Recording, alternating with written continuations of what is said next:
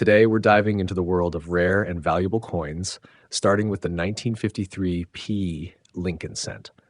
While MS-65 and 66 RD grades are quite common for this coin, the MS-67 RD grade is notably rare.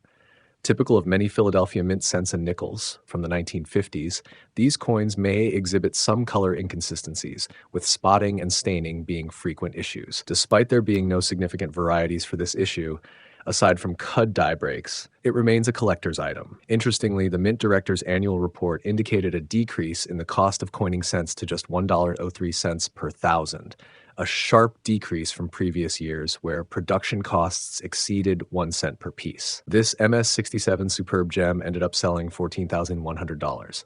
Next up, we have a truly modern numismatic marvel, the highly sought-after 1968 No S Roosevelt Dime.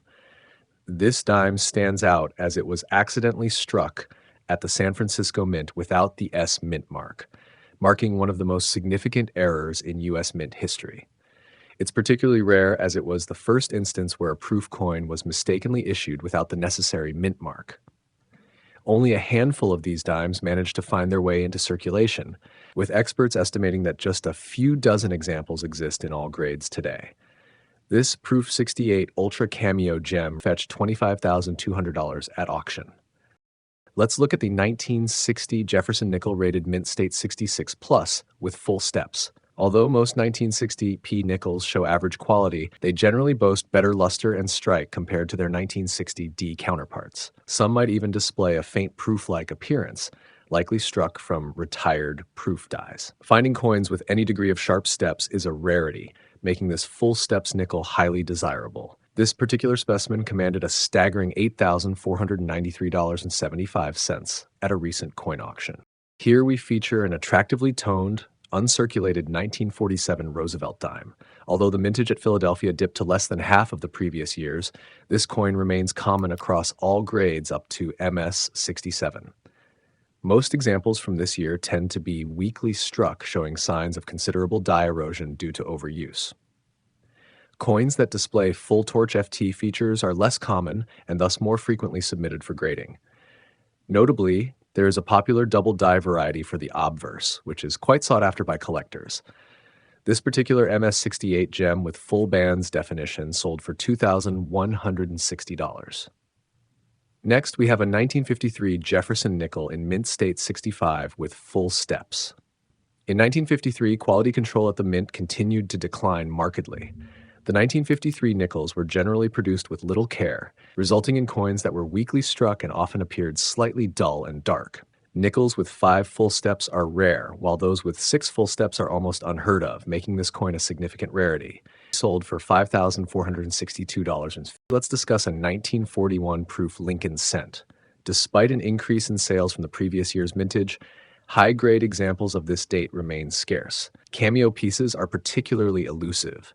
Overpolished dies were common in 1941 proofs as the Mint struggled to meet rising demand by reusing slightly worn dies. This Proof 67 graded red gem fetched $3,240 at a coin auction.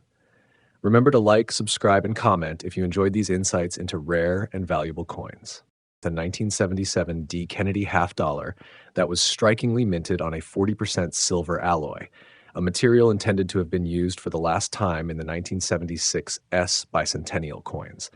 However, a small batch of these leftover silver planchettes mistakenly found their way into the dies for the following year's coinage. This lustrous, lightly toned, sharply struck, and well-preserved specimen fetched a remarkable $5,875 at auction. Next, we explore the 1971 Eisenhower Dollars. For this year, the Mint released 4 variants, the 1971P, 1971D, 1971S uncirculated, and 1971S proof. Finding these coins in MS-65 is particularly challenging as most have already been graded, and due to their large size and weight, many exhibit visible nicks and scratches. Fewer than 1,500 coins may exist in this grade, while the MS-67 grade is considered rare.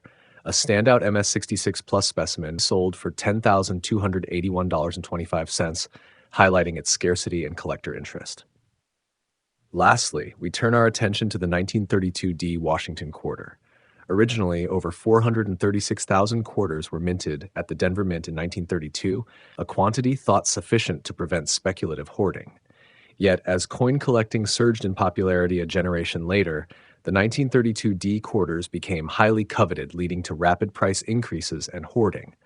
While many entered circulation around 1934 when Denver resumed production, mint state examples remain scarce and gems are quite rare.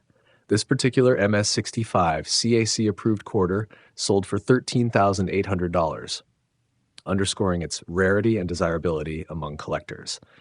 Remember to like, subscribe, and comment if you found these insights intriguing. Share your thoughts or your own finds, and stay tuned for more fascinating numismatic explorations in future episodes.